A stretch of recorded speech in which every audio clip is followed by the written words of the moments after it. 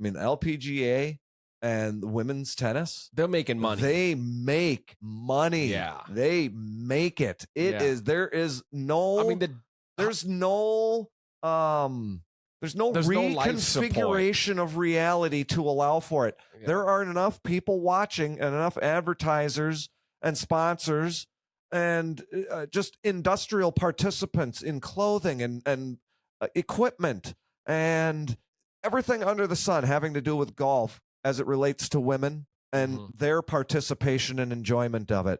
It all operates on its own, independent of the hierarchy or the patriarchy or sexism or any of that stuff. I don't know what else be said about it. I mean, entity. How long has the WNBA been on life support from the NBA? Well, it's been on life support since day one because it was never an actual entity. It was a promotion that the NBA generated from within itself to promote women's basketball. And unfortunately, women's basketball isn't a professional sport. It's an exhibition sponsored by the NBA. It doesn't support itself. It's just undeniable. I mean, they take in 8 figures a year to just break even because they don't do it. I don't think they're break. I'd be amazed if they're even breaking even. The numbers that I've always seen as far as like the annual loss, it's usually between 10 and 20 million.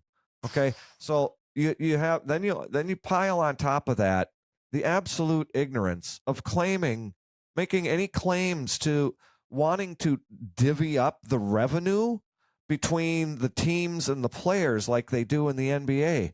If you had to do what the NBA does, you would have to foot a bill. You would have to pay to play.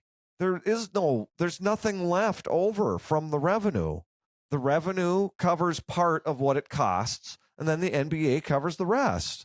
And then that's just the break even. There's no profit. Well, and then people get triggered when they see like Caitlin Clark only makes $78,000 a year, and most of these women barely break $100K. Well, it's like, what do you expect? Okay, and this is another. When there's no money to be made.